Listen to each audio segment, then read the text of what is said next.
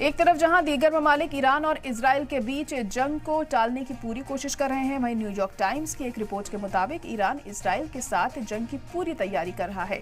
ये तब हुआ है जब ईरान अपने हालिया मिसाइल हमले पर इजराइल के रद्देअमल का इंतजार कर रहा है। 4 ईरानी अफसरों के हवाले से रिपोर्ट में कहा गया है कि supreme leader Ayatollah Ali Khamenei ने ईरान की फौज को इजराइल की मुमकिन जवाबी कार्रवाई के जवाब में प्लानिंग बनाने का हुक्म दिया है। अगर कोई बड़ा नुकसान या लोगों की जान गई तो ईरान बड़े पैमाने पर जवाबी हमला करेगा। इस बीच तास न्यूज एजेंसी के मुताबिक ईरान के इस्लामिक रेवोल्यूशनरी गार्ड कॉर्प्स के चीफ हुसैन सलामी ने वार्निंग दी है कि अमेरिका का एडवांस्ड मिसाइल डिफेंस सिस्टम थाड जो इजराइल पर लगाया गया है, वो भी ईरान की तरफ से मुस्तकबिल में होने वाले हमलों को रोकने में कामयाब नहीं हो पाएगा।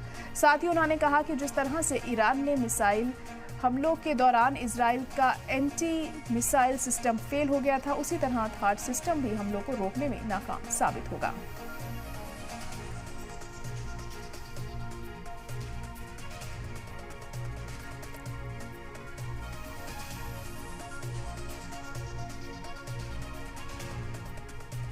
इजराइल के साथ जंग की तैयारी कर रहा है ईरान। इसके लिए खासी प्लानिंग यहां पर की जा रही है। हालांकि इससे पहले भी कई बार ईरान इजराइल पर हमला करने की धमकी दे चुका है, लेकिन उस तरीके से अब तक हमला नहीं किया गया है जैसे कि उम्मीद की जा रही थी। अब देखना होगा कि इस बार क्या कुछ होता है, क्या वाकई वो हमला करता है या महज ये एक धमकी है।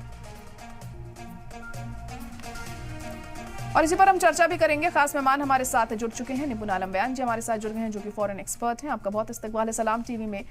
निपुण आलम बयान जी, ईरान अब तैयारी कर रहा है इजराइल पर हमला करने की। आपको लगता है कि इस बार ये हमला हो पाएगा या महज पिछली बार की तरह ये धमकी ही होगी? नहीं, देखिए, मैं इस बात को मान के चल रहा हूँ कि इजराइल जो है पूरा प्रिपेयर है। और आप जानते हैं जैसा कि लीक हुआ था उनका डॉक्यूमेंट। हालांकि मैं दोनों बातें मानता हूं कि हो सकता है वो जानबूझकर इस प्रकार का एक स्टंट रहा हो, डिप्लोमेसी इसको हम लोग बोल सकते हैं कि हम तैयार तो थे, अटैक करने वाले थे, लेकिन हमारा प्लान जो था वो लीक हो गया जी। लेकिन जब हम बात करते हैं कि इसराइल के नेचर के बारे में, और जब हम एक हार्ड पावर कंट्री के बारे में बात करते हैं, तो हार्ड पावर कंट्री का ये स्टैंड रहता है कि अगर उसके ऊपर कोई हमला होता है तो वो उसका रिटेलिएट जरूर करता है। अब रही बात कि इसराइल करेगा नहीं करेगा, उम्मीद ये थी कि हो जाना चाहिए था, जिस प्रकार का इसराइल का वक्तव्य था, बयान था। हालांकि अब जान रहे होंगे, आपने देखा होगा कि जो अभी आईडीएफ के जो चीफ हैं, उनको कहना यह था कि हम ऐसा हमला करेंगे कि दुनिया उसको देखेगी।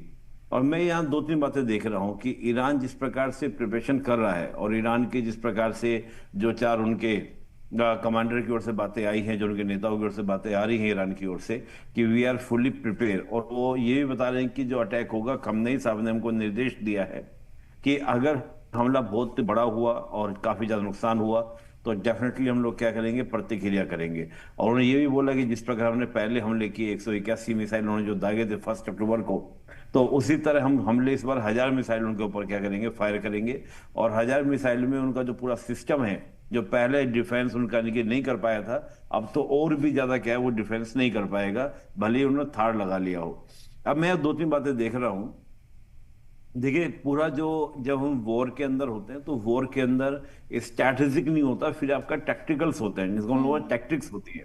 जी अब वो जो जी। टैक्टिक्स इसराइल जो समय इस्तेमाल कर रहा है, जो मुझे महसूस हो रहा है, दोनों ही ओर से, चाहे वो ईरान की ओर से हो, चाहे वो आपका इसराइल की ओर से हो, इसराइल कहीं ना कहीं एक वेट एंड वॉच की कंडीशन में है। वो कोशिश ये कर रहा है कि हम पहले जो हमारे दोनों बॉर्डर हैं, चाहे वो हमस की ओर से हो या आपका लेबनान में हिजबुल्लाह की ओर से हो, यहां पर हम पहले क्या करें कि जो बड़े बड़े लीडर हैं वहां पे सैनिटाइज करें, और एक इस प्रकार का एक क्योस इन्वायरमेंट क्रिएट करें। जैसे आपने सुना होगा, कल जी परसों एक स्थिति उन्होंने, इसराइल के जो पीएम, उन्होंने कहा कि हमको एक जानकारी मिली है कि जो हिजबुल्लाह का जो गोल्ड है कहाँ पे रखा हुआ है।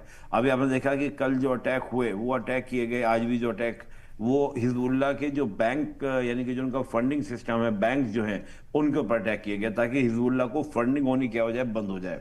तो लगातार हिजबुल्लाह को वीक करने का प्रयास, कि कल को ऐसा ना हो कि हम ईरान पर अटैक करें और ईरान जो है सराउंडेड क्या करे, हमला करना शुरू करे। और देखिए, ईरान की ओर से भी क्या प्रतिक्रियाएं आ रही है, आप क्या देख रहे हैं।